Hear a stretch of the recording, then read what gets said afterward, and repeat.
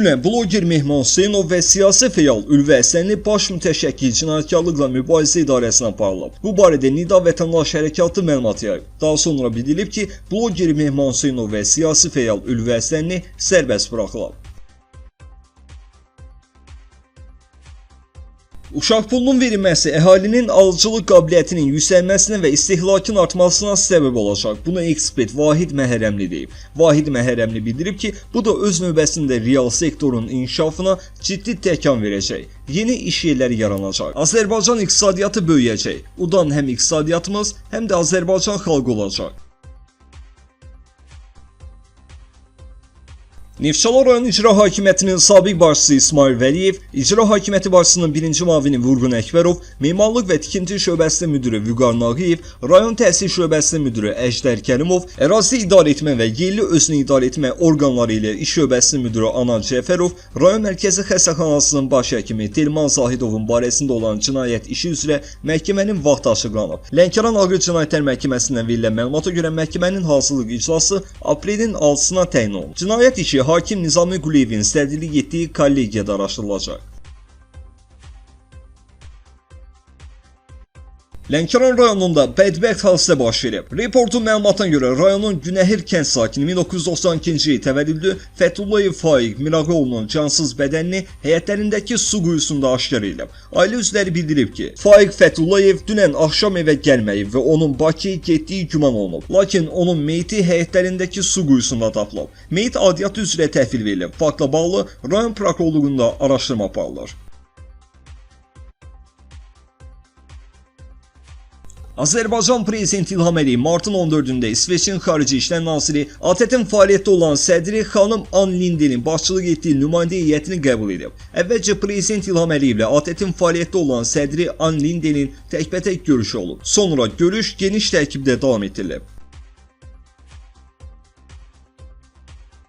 Rusiyada Azərbaycanlı qətlə yetirməkdə təqsirli bilinərək 18 il müddətinə azadlıqdan məhrum edilən Ermənistan vətəndaşı Armen Arakelyan ölkəsinə təhvil verilib. Bu barədə Arakelyanın vəkili Artur Daşyan məlumat verib. Cinayətkar Ermənistana təhvil verilməmişdən öncə cəzasının 6 ilini Murmansk şəhərində yerləşən həbsxanada çəkib. O cəzasının qalan 12 ilini ölkəsində çəkəcək. Qeyd edək ki, Arakelyanın həbsi ilə nəticələnən hadisə 2014-cü ildə baş verib. Belə ki, tərəflər Murmanskda yerləşən kafedə mübahisə edib. Mübahisə nəticəsində Arakelyan Azərbaycanlı qətlə yetirib.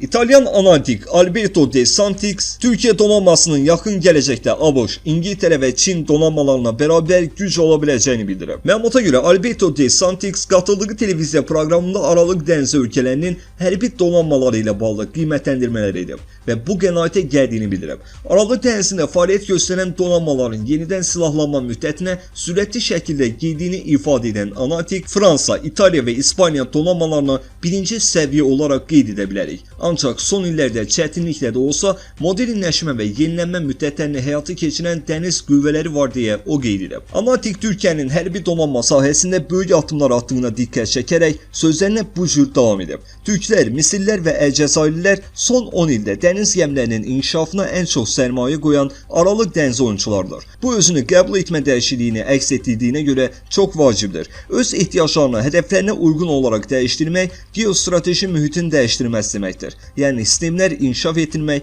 daha çox investisiya qoymaq, ölkələrin özlərini qorumaq imkanlarına sahib olduqlarını ifadə edir. Türkiyənin gələcəkdə kritik önəmə sahib bəzi platformalar tətbiq edəcəyini dilə gətirən İtalyan analitik bildirib ki, bütün bunlar Aralıq dənizi üçün son dərəcə strateji əhəmiyyətə sahibdir. Türklərin sadəcə bölgə üçün yox, ümumilikdə dünya miqyasında ABŞ, İngiltərə, hətta Çin kimi ölkələrə bərabər bir güc ola biləcəyini söyləyə bilərik. Türklər buna çox böyük sərmayə yatırırlar. Çünki bu istəklərinin reallaşmasını istəyirlərsə bunu etməlidirlər.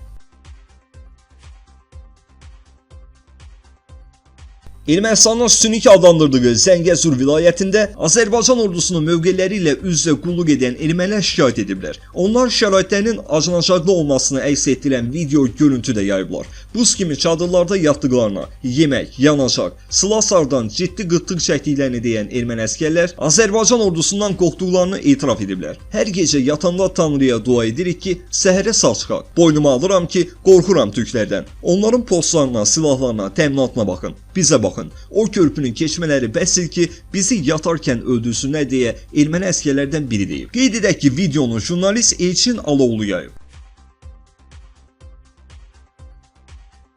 Xankəndi və ətraf bölgədə ermənilərin təxribatçı davranışları və terrorçuluq fəaliyyəti rəsmi Bakının səbrinin sınağa çəkilməsi təsir bağışlayır. Ermənistan baş naziri Nikol Paşinyanə və radikal qərarlar qəbul edə biləcəyini ehtimal edirlər. Üstəlik, dəyişən geopolitik şərtlər nəticəsində Azərbaycanın növbəti addımlarına ermənilərin ənənəvi himayədarlarının yenə də seyirci qala biləcəyini anlayırlar. Əsas narahatlıqlar da elə bu səbəbdəndir. Ona görə də hazırda Ermənistan cəmiyyətində ən çox müzakirə olunan mövzulardan biri də məhz Azərbaycan ordusunun növbəti geniş miqyaslı hərbi təlimlərə başlamasıdır. Bu təlimlərdən qorxurlar. Rəsmi Bakının yenidən hərbi əməliyyatlara hazırlaşdığını düşünürlər və Azərbaycanın hərbi gücü qarşısında Ermənistanın aciz durumda olması onları sözün əsl mənasında xoflandırır. Əlbəttə ki, rəsmi Bakı konkret hədəfi və məqsədi olmayan heç bir hərbi siyasi addım atmır. Yəni əgər hər hansı hərbi siyasi prosesə start verilibsə, deməli səbəb var və tezliklə səbəb də nəticə də mütləq ortaya çıxacaq. İndi Azərbaycan ordusunun yeni hərbi təlimlərə başlaması da məhz bu səbəbdən Ermənistan cəmiyyətində narahatlıq yaradıb. Erməni hərbi ekspertlər bu dəfə rəsmi Bakının hədəfinin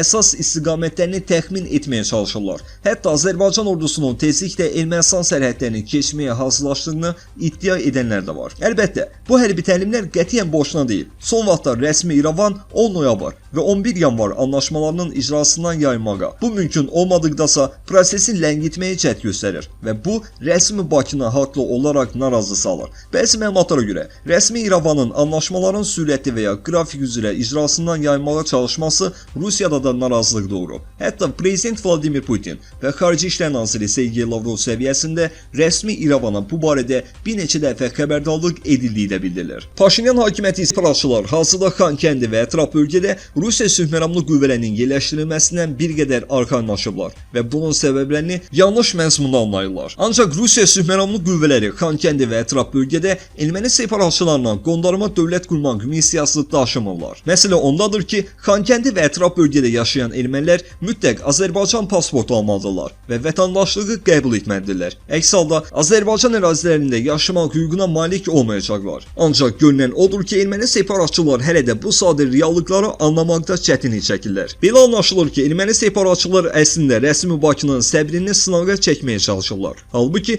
bu rəsmi Bakını bir qədər də tələsik davranmaq məcburiyyətində qoya bilər. Yəni, Azərbaycanın Xankəndi və ətraf bölgədə anti-terror əməliyyatlarının vaxtını ehtimal olunandan daha yaxın zamana çəkə biləcəyi qətiyyən istisna deyil.